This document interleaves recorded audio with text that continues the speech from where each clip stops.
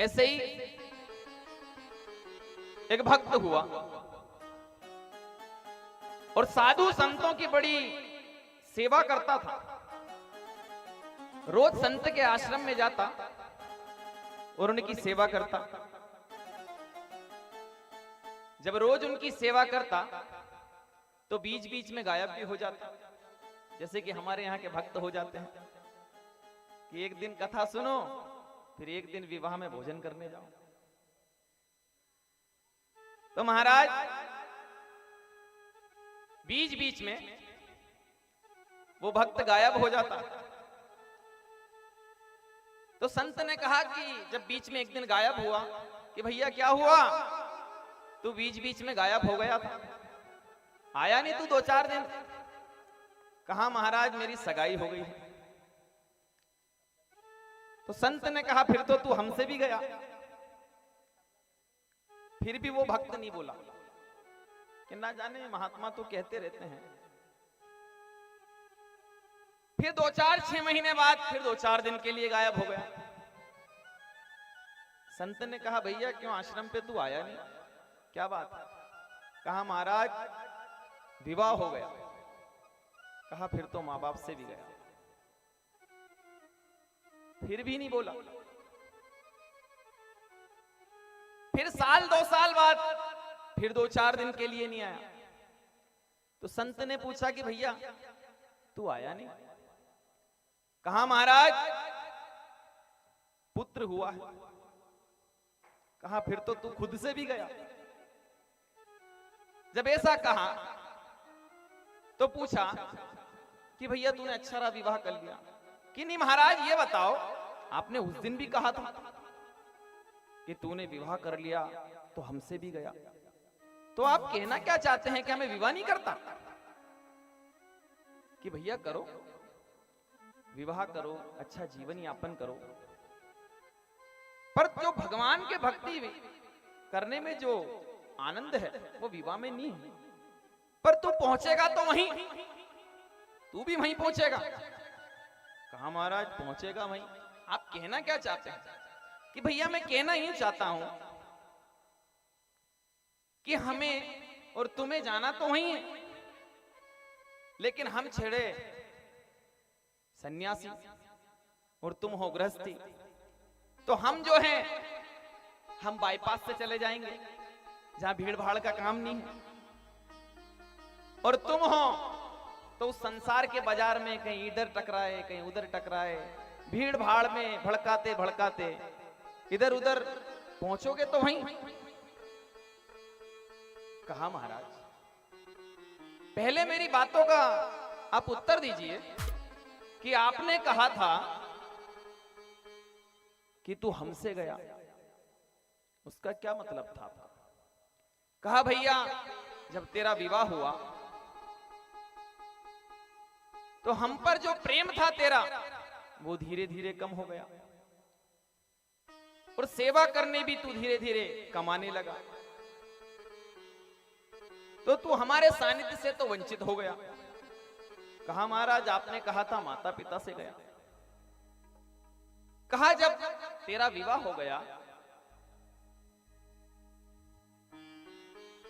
तो जो मां बाप की तू पहले फिक्र किया करता था, उनकी चिंता किया करता था, अब उतनी चिंता थोड़ी करेगा।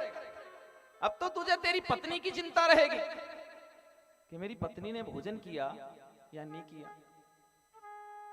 कहीं इसको कोई, इसके स्वास्थ्य में कोई समस्या तो नहीं। ऐसे अनेकानेक तरीके से और अनेकानेक तरह से तू अपनी पत्नी की चिंता करेगा। कहा महाराज आपने कहा था खुद से भी गया। कहा जब तेरे यहां पुत्र हुआ तो अब तो तू तेरे पुत्र की चिंता करेगा। जो खुद की चिंता किया करता था अब उसके लिए तू कमाने लगेगा, उसके लिए कहीं प्रयत्न करेगा, तो तुझे अब खुद की चिंता नहीं रहेगी। कहा महाराज आपने कह दिया खुद से गया, माता पिता से गया, और तो और हमसे भी गया, लेकिन जो गृहस्थ जीवन होता है महाराज उसका आनंद तुम क्या जानो? तुम नहीं जान सकते? कहा भैया हम सब जानते हैं। जब संत से इस प्रकार कहा तो संत ने कहा भैया हम सब जानते हैं, इसीलिए सन्यासी बने बैठे हैं। कहा महाराज जो आनंद गृहस्थ जीवन में है, जो पत्नी सेवा करती है उस आनंद में है।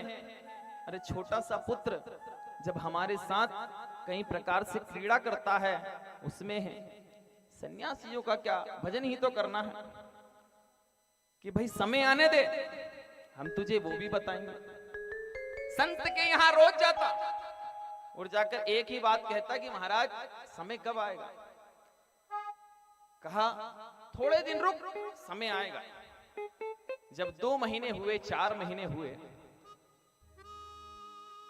तो फिर संत से कहा महाराज अब तो बता दो। तो कहा चल ठीक है, तुझे हमने योग सिखाया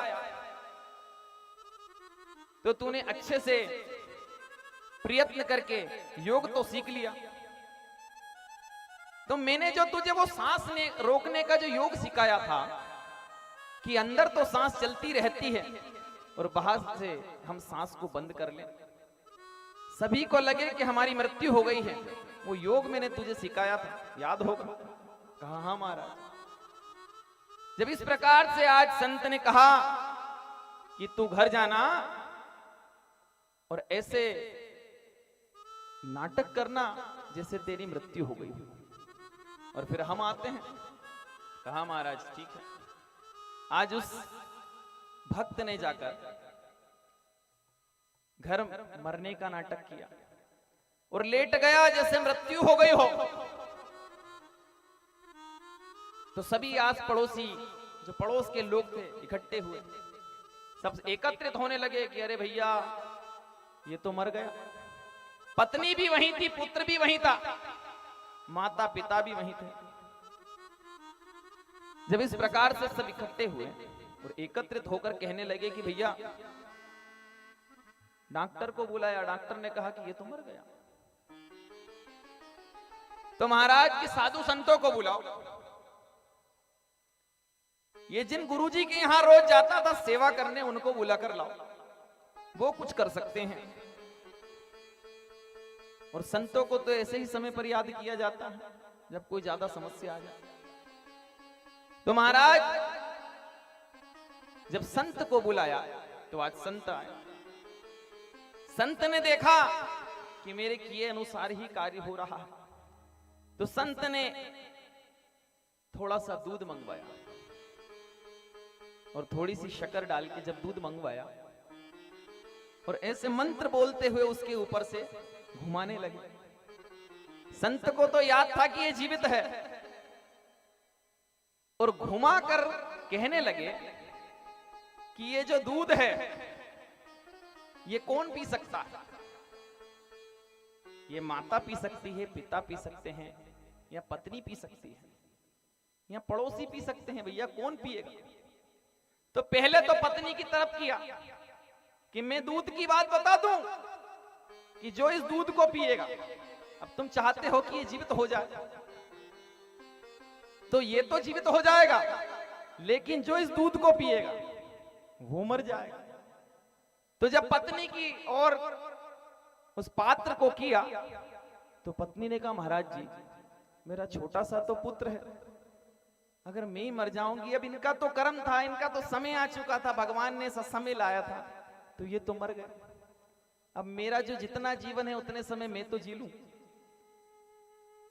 जब इस प्रकार से कहने लगी तो आज माता की ओर कहा, माता की ओर करा तो माता ने कहा कि गुरुजी अब इसका तो समय आ चुका था, मैं भी क्या कर सकती हूँ? अगर मैं मर जाऊं तो पत्नी जो मेरे पति हैं उनकी सेवा कौन करेगा? अब इतने बुढ़ापे में इसका तो प्रारब्ध था, भगवान ने इतनी ही सांसें लिखी थी इसकी, ये तो मर गया।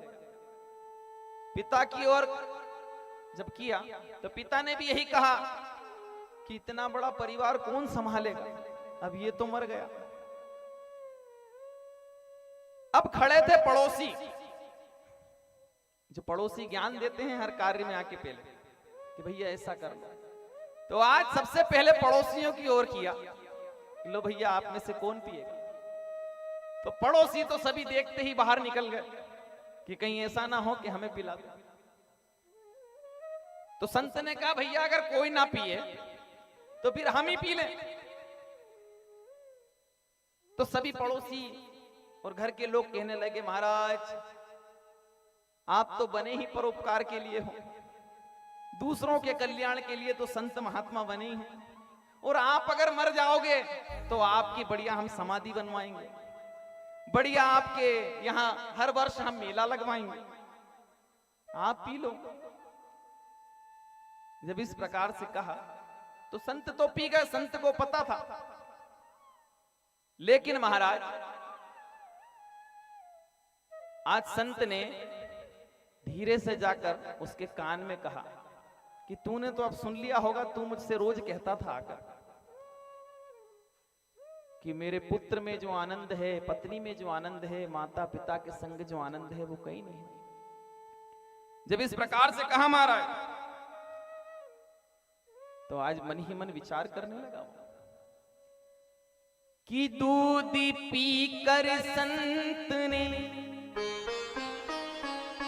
लीनी एक डकार। जब दूध पिया और डकार ली कि दूध पी कर संत ने लीनी एक डकार, और उठ बेटा चल मेरे संग तूने देख लिया संसार।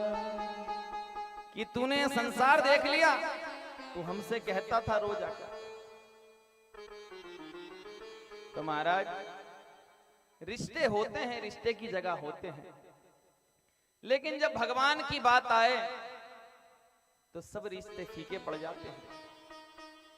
भक्त कहते हैं कि काम के लोग चंद मिलते हैं, कि दुनिया में कई रजामंद मिलते हैं और काम के लोग चंद मिलते हैं। और आ जाए जब मुसीबत का वक्त तो जैसे पड़ोसी वापस चले गए थे, आ जाए जब काम का वक्त तो उनके भी दरवाजे बंद मिलते